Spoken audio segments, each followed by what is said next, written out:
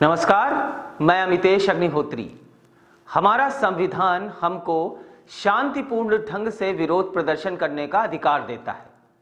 यह अधिकार लोकतंत्र की भावना का मूल है। असहमत होना भी बिल्कुल स्वाभाविक प्रक्रिया है। लोकतांत्रिक व्यवस्था में असहमति महत्वपूर्ण तत्व है, लेकिन मोदी राज में असहमत होना देशद्रोह है।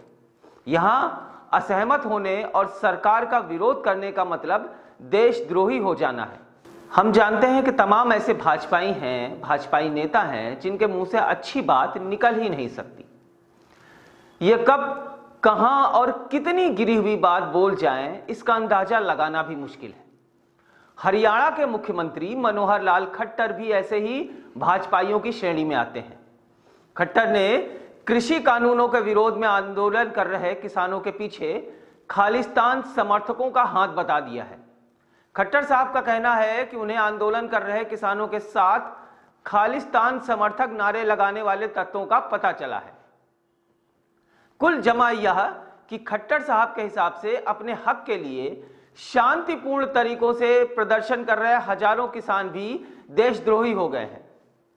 वैसे हम आपको बता दें कि 2 दिन पहले जम्मू कश्मीर में सीमा पर शहीद हुए सुखबीर सिंह के पिता कुलवंत सिंह भी किसानों के आंदोलन में शामिल हैं।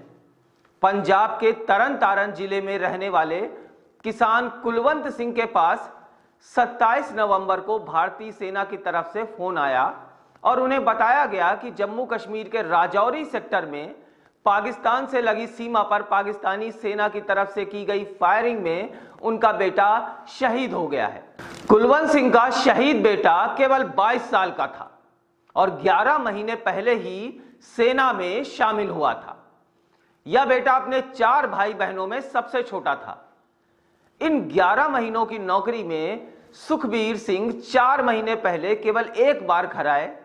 उन्हें अपने बहन की शादी करनी थी, जिसके लिए उन्होंने 5 लाख का लोन भी लिया था।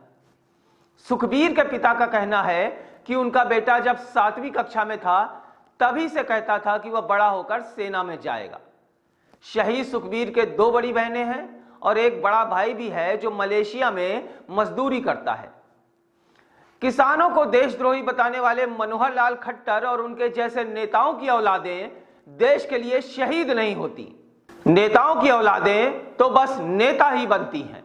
इतिहास गवाह है कि किसानों और मजदूरों के बेटे ही फौज में शामिल होकर वतन के लिए कुर्बानियां देते रहे हैं।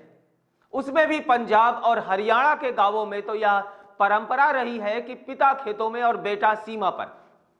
यह वही किसान हैं जो सही मायनों में अपने खून और पसीने से देश की मिट्टी को सींचते हैं। उधर यूपी के उप मुख्यमंत्री केशव प्रसाद मौर्य ने भी कुछ इसी तरीके का बयान देते हुए कहा कि इन किसानों के आंदोलन के पीछे राजनीतिक हाथ है। चलिए मान भी लिया कि ये किसान राजनीति कर रहे हैं, तो क्या इस देश में केवल संघियों, भाजपाइयों और गोबर भक्तों को ही राजनीति करने का अधिकार है? इन किसानों को गद्दार कहने वाले ही देश के असली गद्दार हैं। खट्टर साहब, असली गद्दार आप हैं। अगर आप हमें YouTube पर देख रहे हैं तो सब्सक्राइब करें हमारा चैनल कबीर न्यूज़ और बेल आइकन टैप करें ताकि आपको नोटिफिकेशन मिलता रहे हमारे हर वीडियो के अपडेट का। और अगर आप हमें Facebook पर देख रहे हैं तो लाइक करें हमारा Facebook पेज कबीर न्यूज़।